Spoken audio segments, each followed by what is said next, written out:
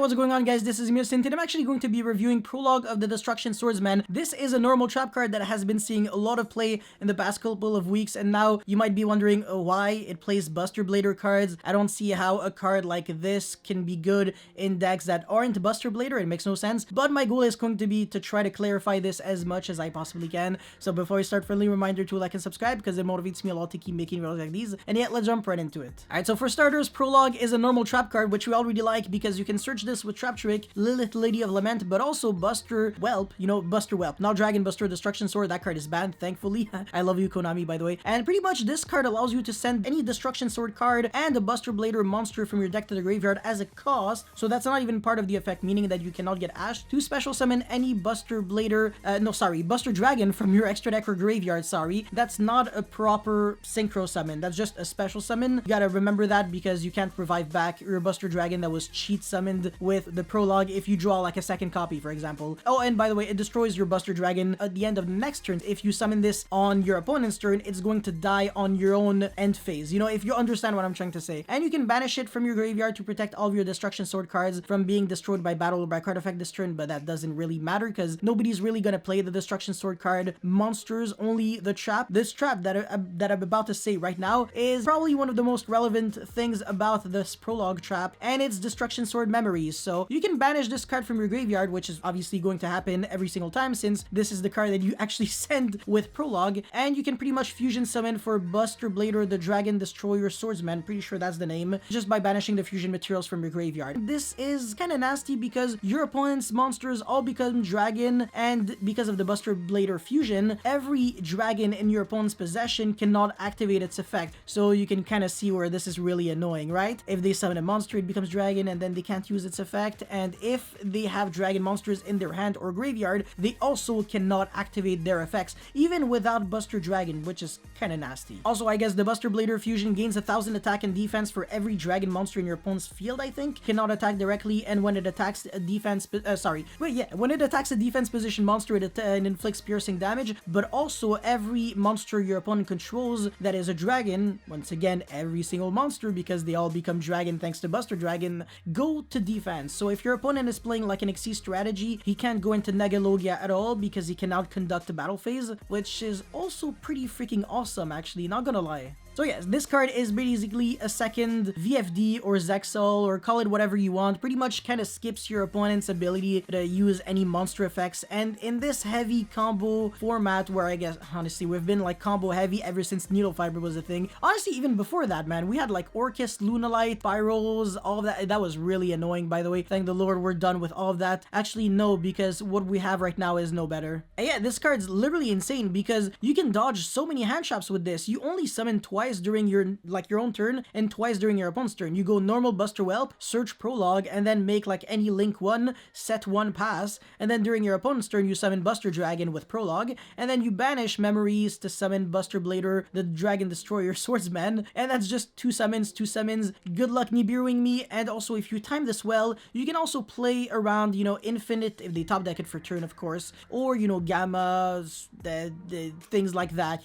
Hand traps shouldn't affect you too hard, honestly. So if you're playing a trap-based strategy, this can help you quite a lot because it gives you the stability and I guess the oppressive power to kind of stop combo decks from just destroying you completely. And it's also a chainable trap card, so it's not like Harpy's Feather Duster really did anything to you. And on top of that, if you're playing a combo deck, this can also be pretty good because you can easily access this card by sending it from your deck to the graveyard with the Protector Whelp, and also recycle it back from your graveyard to your field very easily thanks to Griffin. So it's honestly literally a joke to access this card. Oh, and yeah, if you actually do play the Dragon Destroyer card, the Wizard, Buster, Destruction Sword card, whatever, you can pretty much equip this from your graveyard to your, I think it's Buster Blader Fusion or Buster Dragon, I forgot, but to either one. It has to be one specifically, and thanks to that, your opponent cannot activate monster effects in their graveyard, so it's kind of like a Dweller, a little bit worse because they can still use spells and traps in the graveyard, so against Eldritch, True Draco, and stuff like that, might not be be the best. I feel like Dragon Buster Destruction Sword was better by a landslide, so yeah, I honestly wouldn't bother playing the other Destruction Sword cards. Now, this is definitely cool and all. You play a lot of pretty good cards in this package. You play 3 Buster Whelp, which is the starter, Prologue, which is almost the, the combo single-handedly. All you need, like on top of Prologue, is any dragon in your graveyard. Buster Whelp, obviously, the reason why it's a 1-card starter is because it's the body as a dragon and also the trap card. And if you have, easy access to this card, if you're playing combo or if you're playing trap trick, etc., it's easy to get the final pieces. But the thing is, you have to consider the fact that you also have to play Garnetti cards in your engine in order for this to work, and those are pretty much Destruction Sword Memories, which honestly really isn't that great of a card to draw, and the Buster Blader monster that you want to play. So either Buster Blader or the one, or the one that actually has an effect. So why would you play the original Buster Blader? I don't really get it, but pretty much it's kind of bait to play those cards because they really do act like Garnets and not really like Taketumborgs, since Prologue actually has to send from deck to the graveyard as a cost. It's not from hand or deck, so if you only play 1 copy, well, you're actually going to have a dead Prologue, which means more dead cards in your deck, a worse late game, obviously a really bad early game because you're starting your turn with probably 1 to 2 less cards than your opponent, since they're blank cards, you can't use them whatsoever. And on top of that, if you play 2 copies of the bricks, so 2 Buster Bladers and 2 Destruction Sword Memories, well, your deck is honestly going to probably be mathematically incorrect if it's a 40-card deck.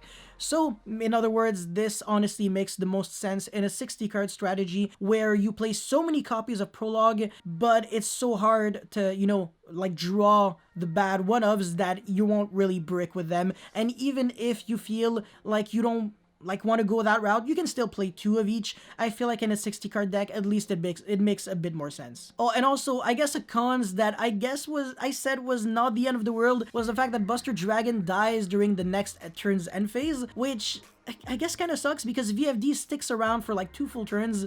Well, I mean, a lot of turns, honestly. It can use at least 2 level 9 monsters as materials, so you can use the effect of VFD on turn 2, which is your opponent's first turn, on turn 4, which is their second turn, and if you want to make VFD with 3 monsters, which is really stupid, by the way, don't do that, you can technically use it for a third turn, but honestly, at this point, you probably already killed your opponent 10 years ago, so I don't really understand why that would be necessary, and this is why, the fact that your Buster Dragon dies really isn't that hard, that big of a deal, and it's a generic level 8 synchro, so honestly, worst case, all you have to do is just make another Buster Dragon, and your opponent is in for a full lock this time, a permanent lock, because the Dragon Buster, the Buster Blader fusion sticks around forever because of memories. That's a proper fusion summon, by the way, so if your Buster Blader fusion dies, you can revive it back, whereas Prologue actually cheats summon the summon of Buster Dragon on top of destroying it the turn after. So in other words, if your deck can also have the ability to synchro summon level 8 monsters,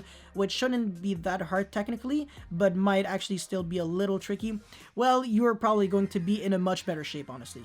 I feel like everything I just said rhymed, but level 8 Synchro, how easy is it to summon it? Well, pretty much you can use Ash and Ghost Bell and some other sketchy cards with, Conquistador, Hakuero, 3 plus 5 equals 8, I know. I failed Kindergarten 27 times, but I can still do some quick maths. Yeah, 3 plus 5 equals 8, so if you play 2 Buster Dragons in your extra deck, I think it's a little bit, safer. Playing, the Buster Blader Fusion at 1 makes sense if you're only playing 1 memories. If you're playing 2 memories, definitely, of course, play it at 2, because honestly, the decks that would play this probably have a lot of space in their extra deck, so they can kind of afford it. This technically doesn't protect your spells and traps from dying, just like Zexal does, because Zexal literally completely stops your opponent from using monster spells and traps, whereas VFD and Buster Lock, this is the new Buster Lock, by the way, it's basically just for monsters. Oh, and not to mention that you get bonus nostalgia points if you play this, but at the same time, you're going to acquire a lot of new enemies, which are the elitist purist of Buster Blader. Wow, oh my god, someone's playing Buster Blader cards, but he's not playing a Buster Blader deck. Yeah, okay, boomer. But yeah, pretty much that's all I had to say for this Prologue review. If you guys have any comments or feedback or thoughts or whatever, definitely let me know in the comment section below. Don't forget to like, subscribe, blah, blah, blah, and I will see you very, very, very, very soon. Take care and peace.